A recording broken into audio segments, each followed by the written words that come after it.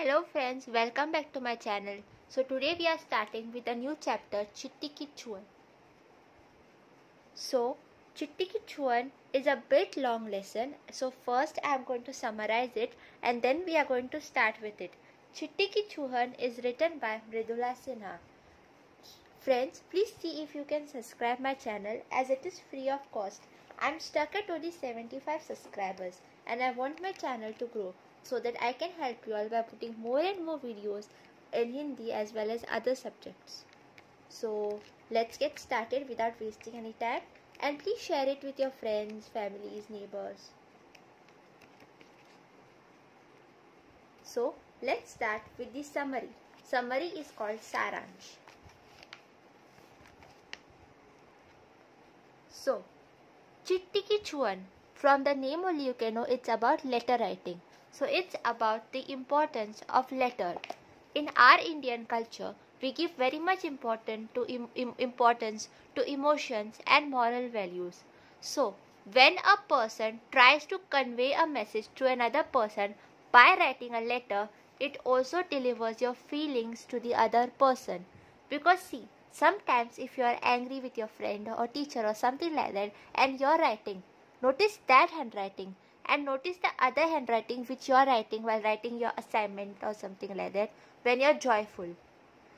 When you are writing a paper, the starting handwriting is very good. But when you are in a hurry at the last, you are nervous, your handwriting becomes spoiled. Why is this so? Because our mood is strongly reflected in our work. Whatever work we are doing is reflected by our mood. So, writing a letter with your hand is also an indirect way to convey your emotions. Sometimes you might not be comfortable in telling your loved one something that you want to, but sometimes by your actions, by your words, they catch you. They know that you are upset, you are happy. So this is how it is. When you write a letter, you also convey emotions. But nowadays, this beautiful concept of letter writing is fading away, because people are using computers, emails and all this type of chatting social media platforms, and people are not writing much letters. But when you type it, it is not your handwriting, it's a computer. So your emotions, whether you're in a good mood, bad mood, is not reflected. And sometimes these type of typed documents cause a lot of miscommunication. So that is also there. So here the writer wants to tell you that how much emotional value, sentimental value a letter can have for 3 generations. Okay, and besides it also talks about the changes, the parivartan, this development, that how we were from an emotional letter writing to a corporate we are now email writing. So that also they are talking about. So there's this lady Kaushalya. Kaushalya को 4 भाई थे, वह अकेली बहन थी. She was the only sister among 4 brothers. बड़े भैया पिछले साल गुजर गए. The big brother died 1 year before. और उनका छोटा भाई भी 40 वर्ष की आयु में गुजर चुका था. Even her 40-year-old brother who was the youngest died. Ram Lakhan तो भाई थे. Only 2 brothers were left, Ram and Lakhan. Kaushalya Lakhan की पिथौती थी. लखन की बीमारी के बारे में पता चलने पर वह उनसे मिलना चाहती थी, पर घर वालों ने कौशल्या को जाने पर विरोध किया. When her brother Lakhan was sick, she wanted to go near him, but her family told her not to do so. बचपन के बीते पल उन्हें याद आते हैं. She remembers all the खट्टी मीठी नोक-झोंक, all the fun she had with her brothers. So this story is basically about Kaushalya. So this was just about the introduction. Now we'll start with the main chapter of the story. The main chapter will start with Chitti Ki Chuan. Let me adjust the camera. Wait. Kaushalya की हालत बिगड़ती जा रही थी. So this is the main character of our story, Kaushalya. She is a lady. Later we'll know more about her. If you are not understanding now, please be patient. This is also a very emotional type of story. That's why you might not understand. But by the end of the video, you will understand it. Kaushalya की हालत बिगड़ती जा रही थी। चिकित्सक की पकड़ में वह चिकित्सक मीन्स डॉक्टर हियर। चिकित्सक की पकड़ में वह सूत्र नहीं आ रहा था जिससे उसकी बीमारी की पहचान हो। So Kaushalya was sick and the doctor could not diagnose what she had और तुरंत उसका इलाज हो सके। If the doctor had diagnosed the disease, he could treat her immediately. वैसे तो उसकी उम्र के अपने आप में ही बीमारी थी। She was firstly old, so in this age people usually get sick. उसी पतझड़ और वसंत पार कर लेना अपने लिए भी एक संतुष्ट का अलार्म था।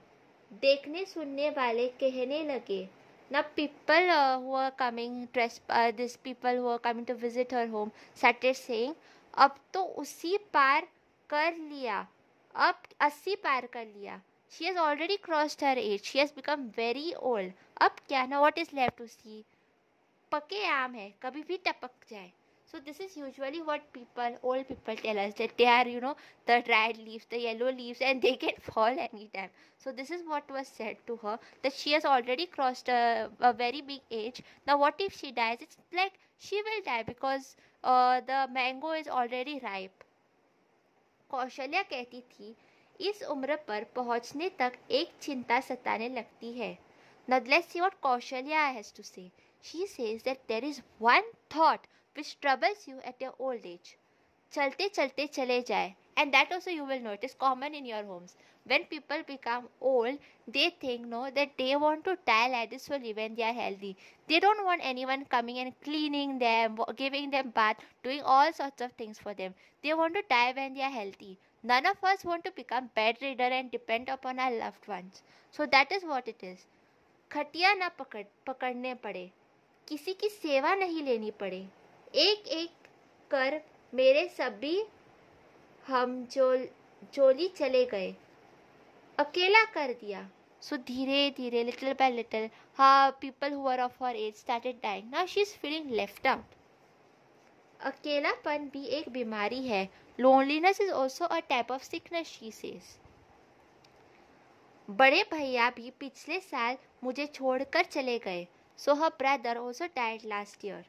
उनकी बीमारी की खबर सुनकर मैं मेरठ जाना चाहती थी. So her big brother died in Meerut. बेटे बहू और पोते पोतियों भी मेरे प्रस्ताव के विरोध में एकमत हो गए.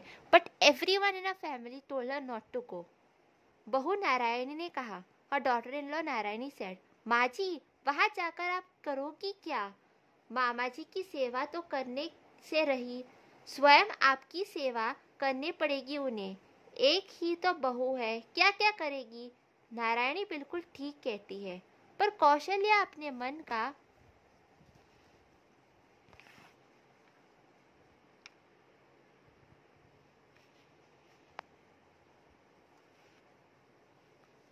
का क्या करे? So here Kaushalya wants to go near her brother. Brother is at Meerut. But what has happened is her brother is sick. So her daughter-in-law Narayani says that first only the brother is sick and they have only one daughter-in-law. So what will you do by going there? And if you are sick, they will take care of you or they will take care of him. So she agreed with it, but still she wanted to meet her brother. उससे उम्र में 5 वर्ष बड़े और उसके भैया 85 वर्ष के हो गए थे.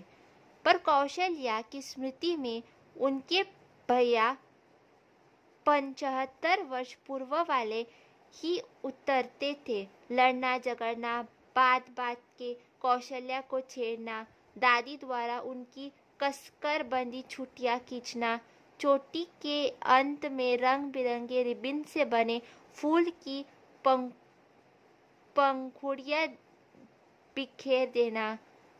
कौशल्या रोते रोते सीधे बाबूजी के दरबार में ही पहुंचती थी और बाबूजी के हाथ में अपने पेशे का जो भी औजार, हसुआ, खुरपी, झाड़ू, गड़सा होता, वे उसी से रामलखन पर वार कर देते. So here it is that she remembers all her memories which she had with her brother. So when we are small, there is this sister-brother fighting, and always the men in the house, whether it's your father, grandfather, they will always pamper their daughters. So this is what she was saying, that they used to fight, and whenever her brother used to trouble her, she used to run after her father. बाद में तो एक बहन को छोड़कर उसका रोना शुरू होने से पूर्व लखन भाग लेता, कभी दादी माँ के पीछे छुप पाता, ढूंढ ही लेते उसको बाबूजी, उसका वार खाली नहीं जाता, बेटे की पिटाई के लिए उठा हाथ कभी माँ तो कभी पत्नी के ऊपर भी गिरता. So her father would not leave the son like that only. He would anyhow catch him. Kaushalya को बाबूजी के हाथ में भाई के एक थप्पड़ लगवाए बिना भी चैन नहीं पाता था. So now even the sister is enjoying it. पर लखन को अधिक चोट लगने पर उसके साथ साथ रोना भी पड़ता था. But whenever her brother was too hurt, even she started crying.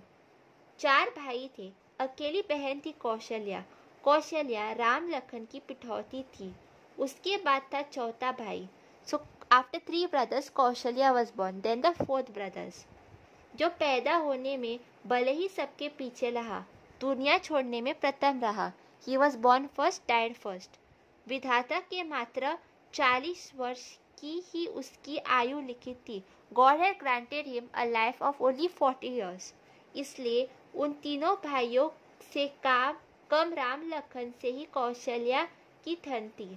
वे दिन बीत गए. Now those days have passed. अब एक भाई ही बचा है. Now there is only one brother was left. था. कौशल्या की बेचैनी उसकी बहू नहीं समझ पाई थी. Her daughter-in-law could not understand why she was like this. इसलिए कौशल्या ने अपनी बेटी सीमा. So this is Kaushalya's daughter, Seema. Remember these 3 names are there which are very important. कौशल्या's बेटी सीमा. सीमा को पत्र लिखना उचित समझा. So now she wants to convey this all her feelings to her daughter. So she thinks of writing a letter. पत्र इतना लंबा हो गया था कि डकाने में छोटे पीले लिफाफे में आने से रहा. So it was so long that it could not even fit in the envelope. अपने पोते Rahul, so she has a पोता also, राहुल में प्रथम तो एक कागज का टुकड़ा ही मांगा था कौशल्या ने. She asked Rahul for one piece of paper. Rahul ने एक फुल पेज सदा पेपर दिया था. कौशल्या बोली थी, अरे बेटा इतना बड़ा कागज क्या होगा. So when her grandson had given her one foolscap paper, she said, what will I do of such a huge paper? मुझे तो 2 अक्षर लिखने हैं. She thought she will write only few things. तुम्हारी बुआ को बुलाना है. बहुत दिन हो गए, एक बार उसका मुंह देखा जाए. So now she is remembering her daughter and she wants to meet her daughter. So she had initially planned to write a small letter to her daughter. But after she started writing, she began to convey her emotions and it became so big that the paper itself was not enough. Kaushalya ने लिखना शुरू कर दिया. Kaushalya started writing. Rahul के कमरे में ही बैठी. She was in Rahul's room. जैसे